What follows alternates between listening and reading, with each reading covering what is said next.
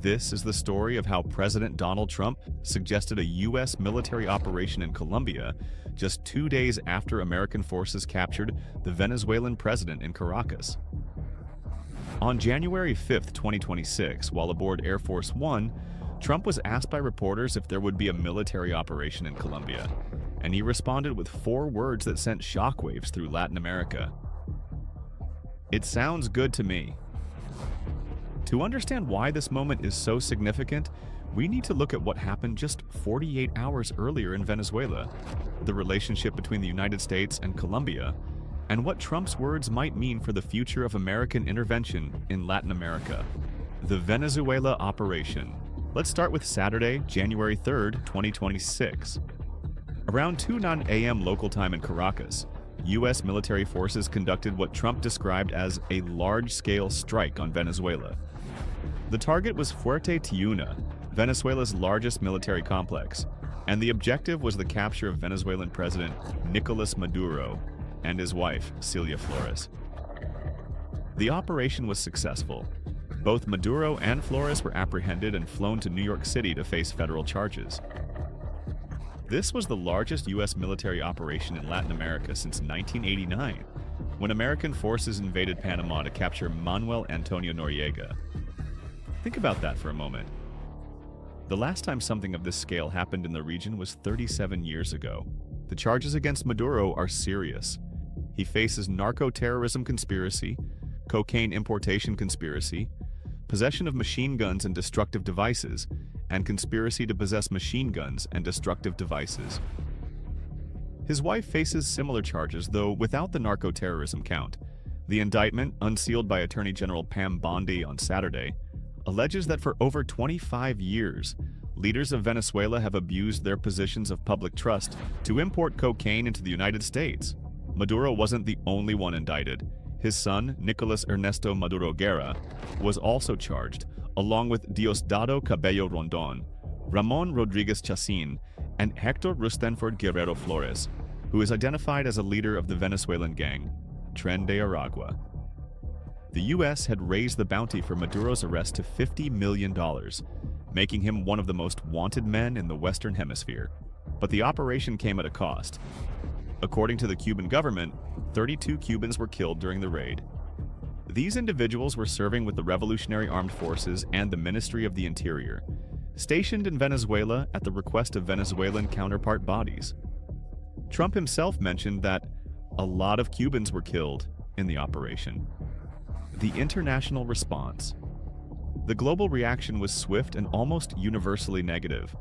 On January 4th and 5th, Brazil, Chile, Colombia, Mexico, Uruguay, and Spain issued a joint statement expressing profound concern and firmly rejecting what they called military actions undertaken unilaterally in Venezuelan territory. The statement said, "These actions contravene fundamental principles of international law, particularly the prohibition on the use or threat of force," and called it an extremely dangerous precedent for peace and regional security. Individual country reactions were even more pointed. Brazilian President Luiz Inácio Lula da Silva called it crossing an unacceptable line and a grave affront to Venezuela's sovereignty. He warned it sets a dangerous precedent for the entire international community and said it evokes the worst moments of interference in Latin America. Given Brazil's own history with U.S.-backed military interventions during the Cold War, Lula's words carried particular weight. Mexico's President Claudia Sheinbaum strongly condemned and rejected the military actions, stating they violate Article 2 of the UN Charter. She emphasized that dialogue and negotiation are the only legitimate and effective means of resolving international disputes. Chile's President Gabriel Boric also condemned the strikes and called for peaceful resolution, while reaffirming commitment to international law. Beyond Latin America, China said it was deeply shocked and strongly condemns the U.S. action, arguing it seriously violates international law and Venezuela's sovereignty while threatening peace and security of Latin America and the Caribbean. Russia called it an act of armed aggression against Venezuela and an unacceptable assault on sovereignty. Even European allies expressed reservations. The European Union's High Representative Kaja Kallas acknowledged that Maduro lacks legitimacy, but insisted that principles of international law and the UN Charter must be respected, calling for restraint. France's Foreign Minister Jean-Noël Barrot said the operation violates the principle of not resorting to force, adding that no lasting solution can be imposed from the outside. Spain's Prime Minister Pedro Sánchez stated his country will not recognize U.S. intervention that violates international law, despite Spain having previously refused to recognize Maduro's regime. Not every country condemned the action. Argentina, Paraguay, Ecuador, and Peru either supported or took neutral stances. Paraguay's President Santiago Peña actually approved the operation. Peru's President José Yerri said it brings a new era of democracy and freedom to Venezuela. The United Nations Security Council scheduled a meeting for Monday, January 5th at 10 a.m., requested by Colombia and Venezuela, and supported by Russia and China. The diplomatic fallout was just beginning. Trump's comments on Colombia. Which brings us to Sunday evening, January 4th into early Monday morning, January 5th. President Trump was aboard Air Force One, returning to Washington from West Palm Beach, Florida when he spoke with a group of reporters. And this is where Colombia enters the picture. Trump began by attacking Colombian President Gustavo Petro directly.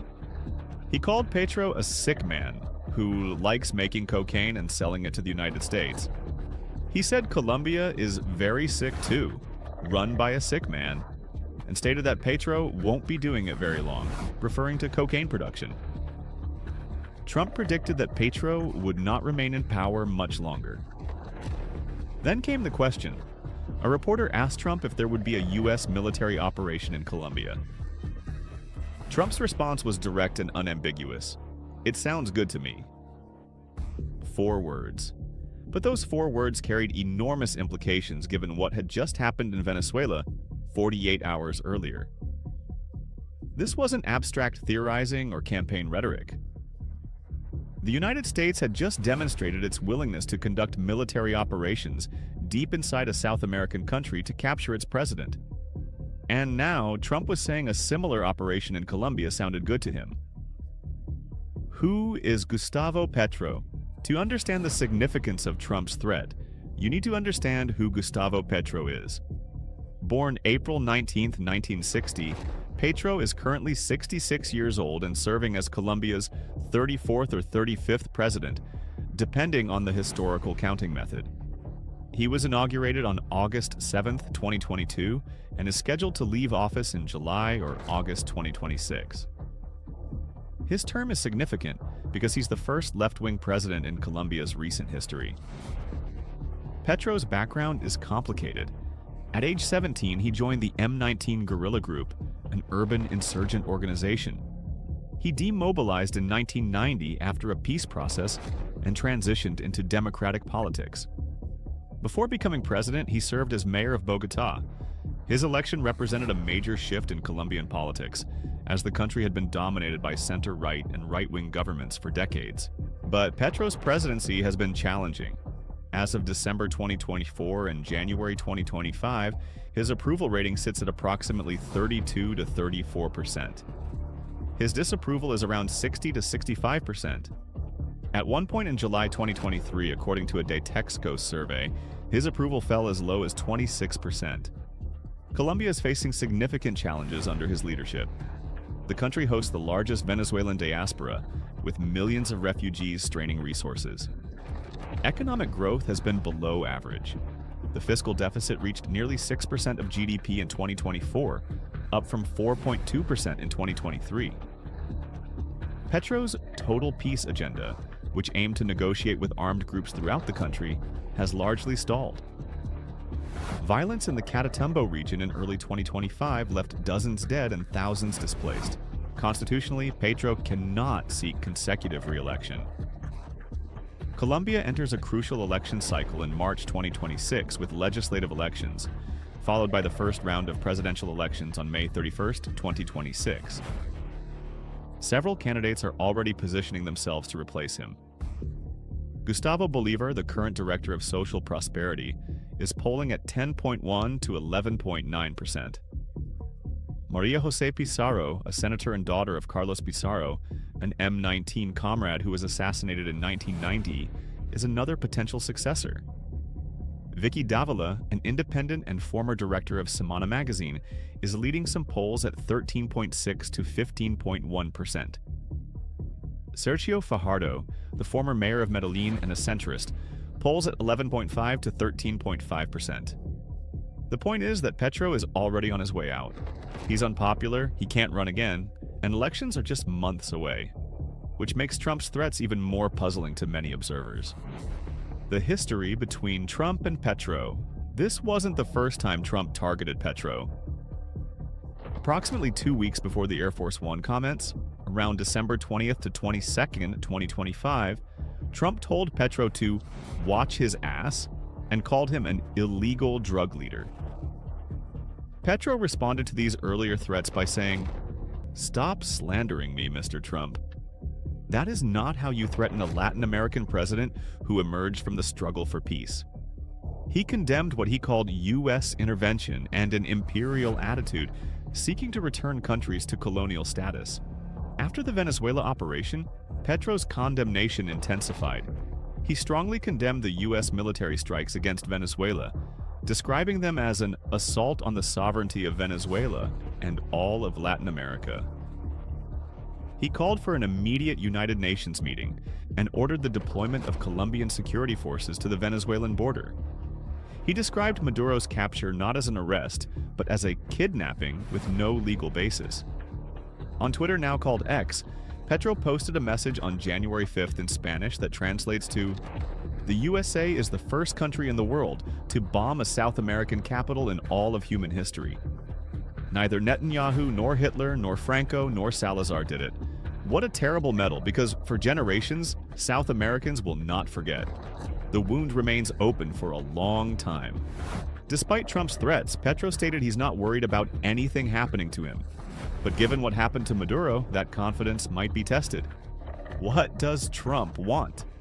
The big question everyone is asking is whether Trump actually intends to launch a military operation in Colombia, or if he's using the threat to coerce cooperation on issues like drug trafficking and migration. Some analysts note it's very hard to predict what Trump will actually do. As one analysis put it, if you look at the way Trump operates, what he always hopes is other countries will do what he wants them to do without him having to use very much force. The threat itself might be the tool, not a promise of action. Trump has made it clear that he views drug production in Latin America as a national security threat to the United States. He's also referenced what some are calling a Trump corollary to the Monroe Doctrine, a visibly expanded Caribbean posture that combines drugs, migration, and geopolitics as one fused security problem. Trump has also made threats beyond Colombia. He warned Cuba that it's ready to fall on its own, though he claimed American military intervention isn't necessary there. He told Mexico to get their act together. The message seems clear: countries in the Western Hemisphere need to address drug production and trafficking, or the United States might take unilateral action. But there are significant differences between Venezuela and Colombia. Venezuela under Maduro was internationally isolated, widely considered illegitimate, and facing an indictment in U.S. courts. Colombia is a democratic ally of the United States, with regular elections and a president who, despite low approval ratings, is leaving office in a matter of months through normal constitutional processes.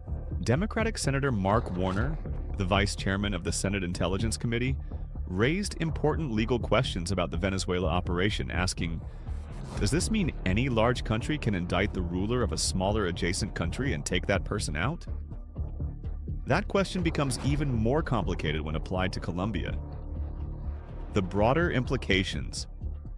What happened in Venezuela and what Trump suggested about Colombia represents a dramatic shift in U.S.-Latin American relations. For decades, the United States had largely moved away from direct military intervention in the region. Yes, there were covert operations, sanctions, and diplomatic pressure, but actual military action with ground troops capturing a sitting president? That hadn't happened since Panama in 1989. The joint statement from Brazil, Chile, Colombia, Mexico Uruguay, and Spain called the Venezuela operation an extremely dangerous precedent for peace and regional security. They weren't exaggerating. If the United States can unilaterally decide to conduct military operations to arrest leaders it has indicted, what prevents other countries from doing the same? What happens to international law and sovereignty? There are also practical considerations. The Venezuela operation may have been successful in capturing Maduro, but it didn't happen without casualties. The 32 Cubans killed represent only the confirmed deaths we know about. What were Venezuelan military and civilian casualties? We don't have those numbers yet. And what comes next for Venezuela? Trump insists the U.S. remains in charge of Venezuela and has threatened to send the military back if it doesn't behave. But Venezuela's Supreme Court has already appointed Vice President Delcy Rodriguez as interim leader. The situation remains fluid and potentially volatile. For Colombia, the implications are different but no less serious. The country shares a 370-mile border with Venezuela. Any instability in Venezuela directly affects Colombia. The country already hosts the largest Venezuelan diaspora with millions of refugees. Colombian security forces have been deployed to the border in response to the U.S. operation. If Trump were to follow through on his suggestion of a military operation in Colombia, the regional consequences would be catastrophic. There's also an economic angle that's worth considering. Venezuela has significant oil reserves. After the Maduro capture, oil prices actually fell because markets anticipated that more Venezuelan oil might come to market if sanctions ease. Analysts project Brent crude around the mid-$50 range in early 2026. Venezuelan production could potentially rise to 1.3 to 1.4 million barrels per day within a couple of years if the political situation stabilizes. This means that the Venezuela operation, regardless of its stated justifications about drug trafficking, has significant implications for global energy markets. Conclusion. So where does this leave us? As of January 5, 2026, Nicolas Maduro is in federal custody in New York, scheduled for his first court appearance on Monday, January 6th. International condemnation of the operation continues. The UN Security Council is meeting to discuss the situation. And President Trump has suggested that Colombia might be next. Gustavo Petro remains president of Colombia, defiant in the face of Trump's threats but presiding over a country facing serious challenges and preparing for elections in just a few months. Whether Trump actually intends to follow through on his suggestion of a military operation remains unclear. Multiple analysts emphasize how difficult it is to predict Trump's next move. What we do know is that Trump's forward response, "It sounds good to me," has already accomplished something. It sent a message to every leader in Latin America that the United States, under Trump, is willing to use military force to address what it considers threats to American interests. Whether that message leads to cooperation or resistance, whether it prevents drug trafficking or destabilizes an entire region, remains to be seen. The Venezuela operation marks a turning point in U.S.-Latin American relations. It's too early to know if this will be remembered as a necessary action against a narco-terrorist regime or as a catastrophic violation of international law that damaged American credibility for generations. What's certain is that when President Trump said a military operation in Colombia sounds good to me, he wasn't speaking hypothetically. He was speaking just 48 hours after demonstrating exactly what such an operation looks like. For Colombia, for Latin America, and for the international community, the question now isn't whether the United States would conduct such an operation. The question is whether it will, and nobody, possibly including Trump himself, knows the answer.